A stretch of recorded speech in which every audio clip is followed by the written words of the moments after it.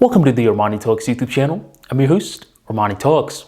In this channel, we are discussing communication skills such as public speaking, storytelling, creativity, and much more. If this is your first time on the channel, be sure to hit that subscribe button right on below and stay updated for the latest videos. This episode is going to talk about how to be an entertaining speaker. Better yet, how to stop information dumping. Information dumping is a phrase that's often used in the world of public speaking. And this is when someone is saying a lot and it just turns out they're saying little, which means that their mouth is moving, they're saying a lot of facts, a lot of data, using lectures, but it's not registering with the people that they're speaking with. Therefore, their speech falls flat. You see, in the social skills world, being two-faced is an extremely bad thing. But in the world of public speaking, being two-faced has its spot. And I don't mean this in a malicious way. I mean it in a way where you're able to understand when it's a good time to information dump, and you're also able to understand when it's a bad time to information dump. By being able to showcase both faces, you are going to become an entertaining speaker. Just like a quarter has two sides, likewise, as a public speaker, we need two sides. And I want to illustrate this with a story. In 11th grade, I had this biology teacher named Ms. Grushoff. I hated Ms. Grushoff, and she hated me too. Every day when I would go to her class, her fat ass would plop on this skinny little stool, and I would worry about that stool. She would sit down and she would just read off a bunch of different slides, talking about mitochondria, DNA, ribosomes, all this different stuff relating to biology. But the way that she did it was so damn boring. She didn't have any enthusiasm. She literally read the slides verbatim, and she just delivered it in this monotone voice where there was no life behind it. Needless to say, I was falling asleep left and right. She would wake me up. She said, "Armani, if you don't stop falling asleep, I'm gonna give you a referral." So I tried waking up. As some time went on by, I learned the strategy. She used to sit on my right, I was to her left. I realized if I could put my head down and just move my fingers like this, then she would think that I wasn't sleeping. Well, in reality, I just mastered sleeping while moving my fingers. This strategy worked out for a decent amount of time until one day she heard me snoring. The jig was up and she gave me a referral. But after class, she was like, "Yo, Armani, don't you understand how much effort I put into these PowerPoint slides?" I was wondering, "How much effort do you put in?" I asked her. She's like, "I spend at least 5 hours on each lecture, and here you are, falling asleep." When she brought it up like that, I felt a little guilty. And trust me, I tried staying up in that class, but still, despite knowing how much effort she put into those lectures, I just couldn't stay awake. She was so damn boring. As some time went on by, especially nowadays, I understand what Ms. Grushoff's problem was. And I'm not saying I'm not to blame either. I'm definitely to blame for constantly falling asleep. But the question is, why? The problem with Ms. Grushoff was that she was a one-faced communicator.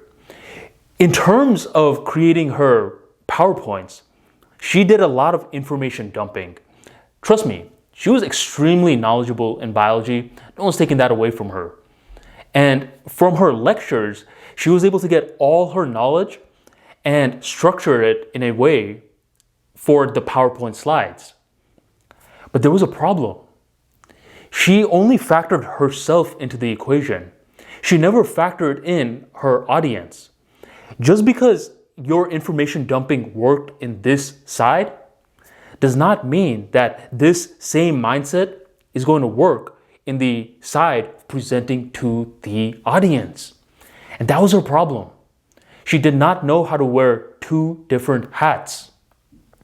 Great leaders, great communicators, and better yet, just regular people know how to wear multiple hats. You ever watch the show Fresh Prince of Bel-Air? You remember how Uncle Phil was this scary judge in the courtroom? But by the time he came home, he was that pretty laid-back, wise uncle. It's as though he was able to adopt two different modes, but he was the same exact person. And likewise, as public speakers, we have to understand that there are two different faces. In terms of being isolated, when we're creating our talk, information dumping is one of the best things you can do when you're solo, okay? And in cases like this, what you want to do is adopt the mentality that no idea is a bad idea. Let's say you have to give a speech on biology. Get all the items from your mind out there into the world. You're information dumping all that, and you're doing it in a way where it matches a certain theme that you have to give a talk on. Once you're done with this, you're done with the whole information dumping part, and you've convinced yourself that, whoa, I actually have a lot of content within my mindset, you're going to feel encouraged to start the second side. And the second side is you are now adopting a completely different mindset. You're wearing a completely different hat.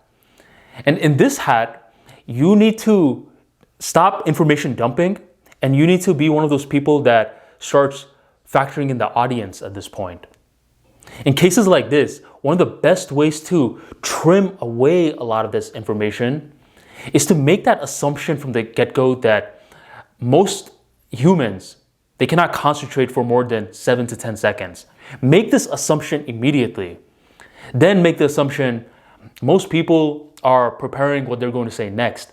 What if I have Armanis that are going to fall asleep in my lecture? Make all these assumptions.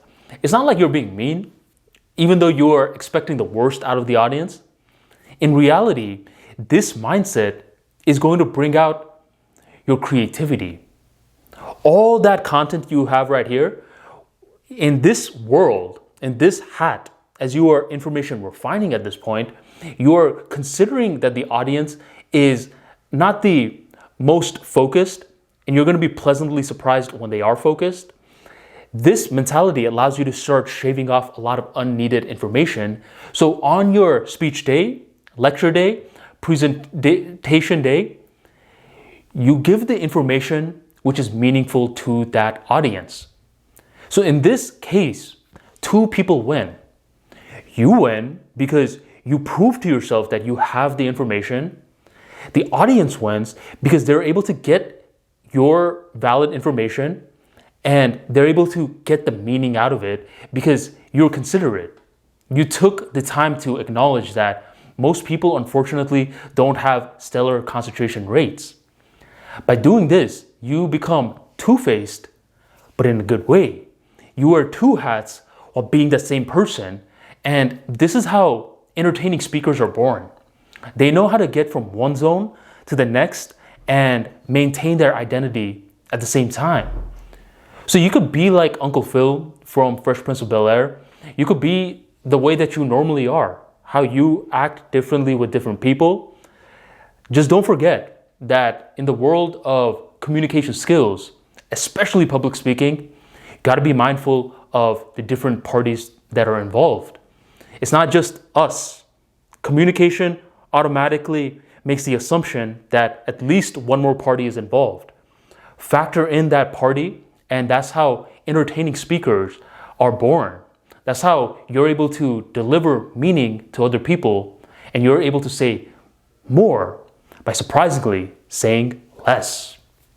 If you learned a thing or two and you want to learn more about public speaking, make sure you check out The Speaking Wizard, a practical book into the world of public speaking. You're going to learn much more about how to build a speech, how to deliver a speech, how to polish it up, and did I mention there's a bonus section on Toastmasters. To grab your copy, check out the link in the description box right on below, and thank you for joining the Armani Talks YouTube channel.